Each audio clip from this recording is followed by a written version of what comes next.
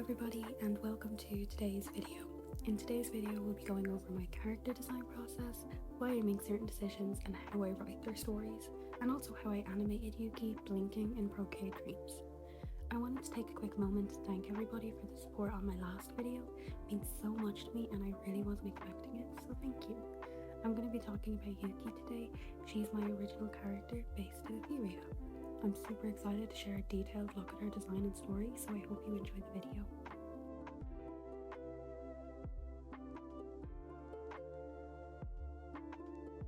Let's first talk about Yuki's family and her backstory.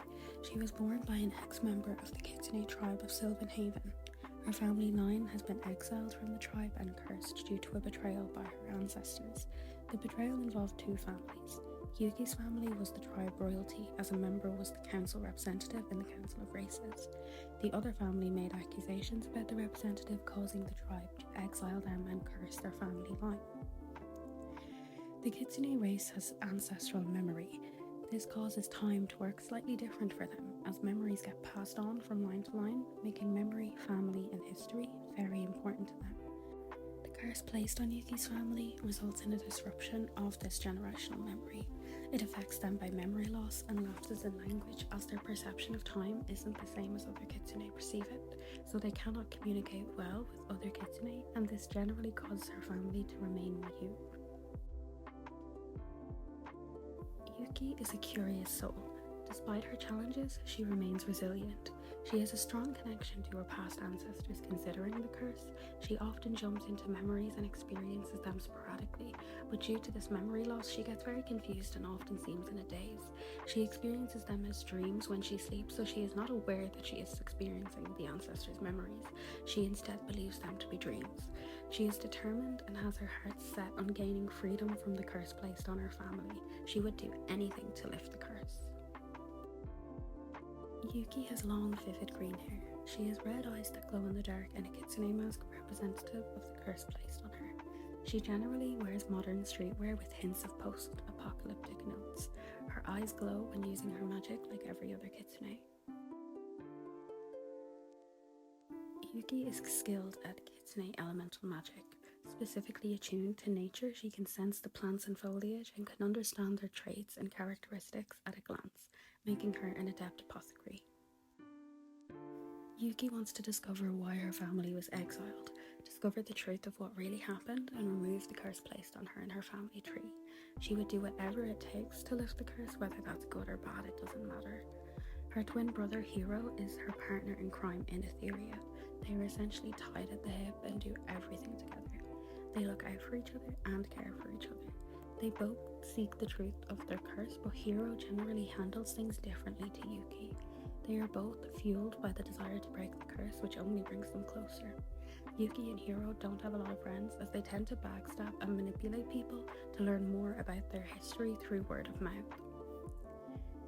In the end, Yuki and Hiro discover that the betrayal committed by their ancestors was a lie. The opposing family lied and manufactured evidence against the council representative so their family could take power of the tribe, and have remained in power since then. The curse was falsely placed on her family tree, and when the truth is revealed, the tribe do not welcome Yuki and Hiro back, as the generational memory is too strong against their family.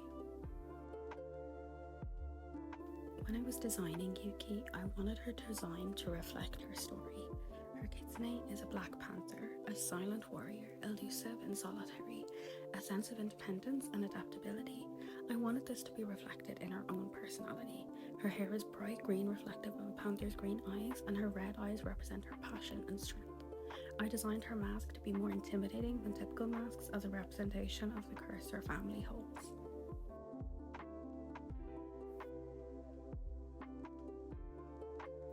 I think that's everything for Yuki's design, so let's talk about my Procreate workflow now. This is the first time I've ever attempted to draw something like this. I know from the beginning I wanted to animate this, which means I had to create a new workflow to account for that. I show at the end of the video exactly how I organized my layers and animated them, but I'll quickly explain here that I essentially put every element on a new layer. For example, her hair is split into 3 parts, the back, the front, and the fringe.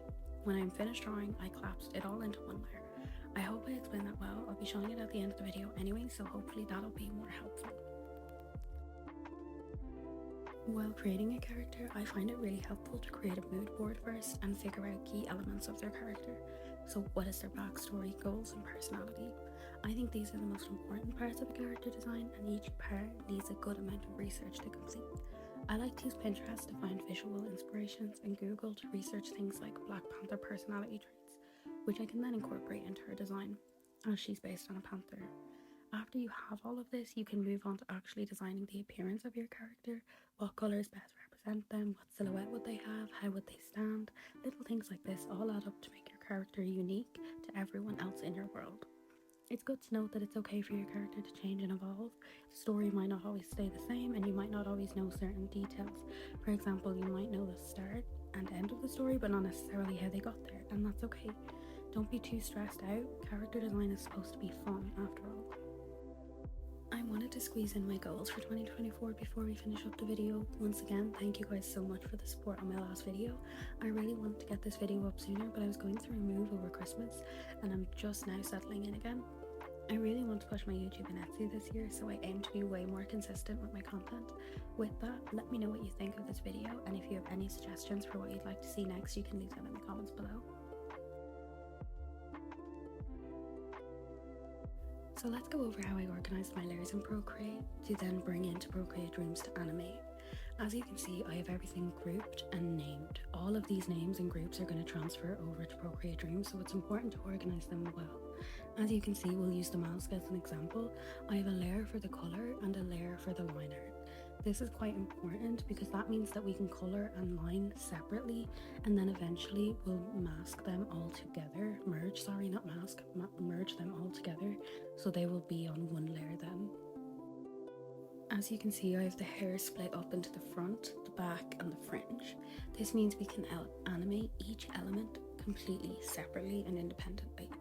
Here I've merged the line art into the colour, because if we bring that into Procreate, you won't be able to animate the line art and the colour together, so you need to merge them. So next you're going to open Procreate, you're going to hold down on the image you want to animate, and you're going to keep your finger down and swipe up and bring it into Procreate Dreams and put it directly onto the track. It's going to import everything from the name of your layers to the actual layers themselves, and from here you can resize them. Now, I'm pretty sure you have to keep them in a group for them to be resized together. Once you ungroup them, they won't stay the same size, if that makes sense. I don't know if it does. So here I'm showing how you can see how each layer was brought in. It kept the layers that were in a group grouped up, and it kept all of the names, which is like, it makes it really handy to organize everything. So from here I'm going to resize the image to be where I need it to be, and then I am going to ungroup everything, and as you can see, it doesn't keep the size of the image, so you need to keep them grouped if you're going to animate everything together. From here, I'm kind of just showing you how I organized my layers. I have the light layer on the top, I have a foreground layer, I have Yuki herself, and then a background layer. Those are kind of the most important layers, and everything is grouped, and it helps if you like highlight them by color, so I know the red is the hair, the green is her eyes, and just kind of go from there. And yeah, this is what the final animation looks like. Thank you guys so much for watching the video. I really hope you enjoyed it. I hope it was helpful, and hopefully in 2024 I will be a lot more consistent with my content. So I hope you guys have a great 2024, and yeah, thank you. Bye bye.